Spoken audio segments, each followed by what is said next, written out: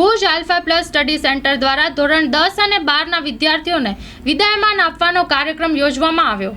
હું આલ્ફા પ્લસના સંચાલક મોરાણી સર, આજે અમે આલ્ફા પ્લસ સ્ટડી સેન્ટર તરફથી ધોરણ 10 અને ધોરણ 12માં જે અમારા પાસે વિદ્યાર્થીઓ અભ્યાસ કરે છે એ સૌને અત્યારે અમે અહીંયા વિદાય સમારંભમાં અમે એકત્ર કર્યા છે। અમે આજે એ લોકોને વિદાય આપી રહ્યા છીએ અને આ વિદાય સમારંભ પ્રસંગે દરેક વિદ્યાર્થી પોતે જેટલા વર્ષ આલ્ફા પ્લસમાં અભ્યાસ કર્યો એ અભ્યાસ દરમિયાન એમને આલ્ફા પ્લસ તરફથી કયા સારા કયા નરસા પાસા જોવા મળ્યા એ બધા અહીંયા તે લોકોએ પોતાની લાગણી અહીંયા રજૂ કરી। સાથે સાથે વાલીઓ પણ ઘણા બધા અમને એમ કીધું હતું કે સર અમને પણ મોકો દેજો બોલવાનું, તો ઘણા બધા વાલીઓ પણ આજે અહીંયા આવ્યા હતા, એ પણ પોતાની લાગણીઓ રજૂ કરી અને કેટલાક વાલીઓ તો મારા પાસે ભણી પણ ગયા છે અગાઉના વર્ષોમાં, તો એ પણ આવ્યા હતા, તો એ મને બહુ ગમ્યું અને એ લોકોએ પણ જે બધી વાત કરી એના પરથી મને ખ્યાલ આવે છે કે અમારી આલ્ફા પ્લસની ટીમ ખૂબ સારું કામ કરી રહી છે। અને અત્યારે તમે જુઓ છો કે આજે અમારા 4-5 દિવસ પહેલાં અમારી પ્રી બોર્ડ એક્ઝામ પણ અહીંયા પૂરી થઈ આશાપુરા હાઈસ્કૂલ મધ્યે જ, અને અત્યારે અમે જે રિઝલ્ટ આપ્યું એના પરથી મને લાગે છે કે અમારા પાસે જેટલા પણ વિદ્યાર્થીઓ છે એ બધા 100% સફળ થશે અને લગભગ અંદાજિત 40 વિદ્યાર્થીઓની આજુબાજુ A1 ગ્રેડ આવશે। કારણ કે આ વખતે મેં કીધું પહેલાં અગાઉ પણ કે વિદ્યાર્થીઓને જનરલ ઓપ્શનનો લાભ મળ્યો છે, પછી ગણિત અને વિજ્ઞાનમાં કોર્સ પણ ઘણો કટ થયો છે, તો આ વખતે નાપાસ થવું અશક્ય છે। કારણ કે કોઈ પણ SSCમાં 80માંથી 26 માર્ક લેવા બહુ શક્ય છે, એટલે મને લાગે છે આ વખતે વિદ્યાર્થીઓ ગુજરાતના બધા સફળ થશે અને આપણા જિલ્લા શિક્ષણ અધિકારી સાહેબ શ્રીની જે ઈચ્છા છે કે કચ્છ જિલ્લો રિઝલ્ટમાં મોખરે રહેશે એમની ઈચ્છા પણ પૂરી થશે એવું લાગે છે। અને બસ અમે વિદ્યાર્થીઓને આજે વિદાય વખતે અમે અમુક જરૂરી ટિપ્સ પણ આપી કે પેપર લખતી વખતે કઈ કઈ બાબતો ધ્યાનમાં રાખવી।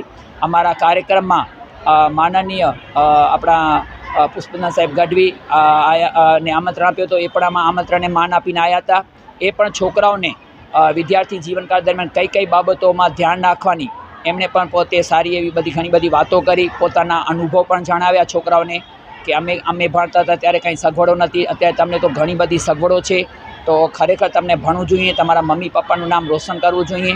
તો એ પણ એમનો ખૂબ ખૂબ આભાર માનીશ। અને હા, હું આ સંસ્થાને હંમેશા મારા ઉપર ઋણ રહેશે, આશાપુરા હાઈસ્કૂલ સંસ્થાનો હંમેશા ઋણ રહેશે, કારણ કે છેલ્લા 3 વર્ષથી અમને આ સંસ્થા કોઈ પણ ચાર્જ લીધા વિના અમને અમારા વિદ્યાર્થીઓને અહીંયા પ્રી બોર્ડ એક્ઝામ આપવા માટે અમને જગ્યા આપે છે, તેમજ વિદ્યાર્થીઓનું વિદાયમાન રાખવા માટે પણ અમને જગ્યા આપે છે। ખરેખર હું એ ટ્રસ્ટીઓનો હંમેશા ઋણ રહીશ અને ક્યારે પણ મારા જેવું કામ પડશે તો હું હંમેશા એમની પાસે ઉપસ્થિત રહીશ। તો બસ આ રીતે અમે આજે બધા વિદ્યાર્થીઓને વિદાય આપી રહ્યા છીએ અને જેટલી જરૂરી બાબતો હતી કહી હતી। કેટલા વિદ્યાર્થીઓ અત્યારે અમારા પાસે SSC 12મીના થઈને 500 વિદ્યાર્થીઓ અત્યારે અમે આમંત્રિત કર્યા છે। છેલ્લે બધાને અમે અત્યારે 500 વિદ્યાર્થીઓનું વિદાયમાન છે, બધા જેટલા વિદ્યાર્થીઓ આવ્યા છે બધાનું વિદાયમાન છે। SSC 12મીવાળા તમામ વિદ્યાર્થીઓના આજે વિદાયમાન છે। અમે 8, 9, 11ના વિદ્યાર્થીઓને બોલાયા નથી, બસ ખાલી આજે જેનું વિદાયમાન છે એને જ બોલાયા છે અમે। નમસ્તે, હું Gor Radhika alpha plus study centre 10A1માં અભ્યાસ કરું છું। મને આલ્ફા પ્લસને થેન્ક યુ કહેવું છે કે એમણે ઘણો સપોર્ટ કર્યો છે। Thank you so much alpha plus અને આલ્ફા પ્લસ ટીમ, કે આલ્ફા પ્લસના શિક્ષકોએ ડાઉટ્સ માટે કે ગમે ત્યારે અમને હંમેશા હેલ્પ કરી છે। Thank you so much alpha plus teacher.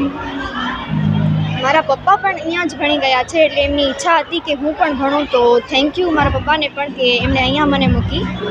Alpha પ્લસના શિક્ષકોએ મારા પાસે શબ્દ નથી કે હું એમનો આભાર માની શકું।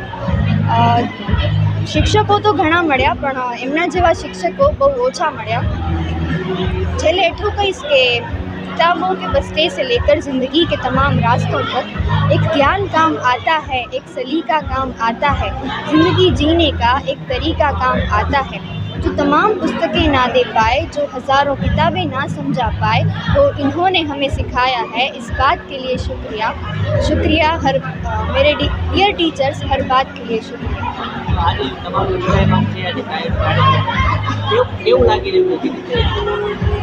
વિદાયમાન કાર્યક્રમ છે એ આમ તો ખુશી પણ ખરી અને દુઃખ પણ ખરો, પણ આલ્ફા પ્લસે આ કાર્યક્રમ યોજ્યો અને ખાસ કરીને એમને બેસ્ટ વિશિસ આપવા માટે, તો એના માટે ખૂબ થેન્ક યુ.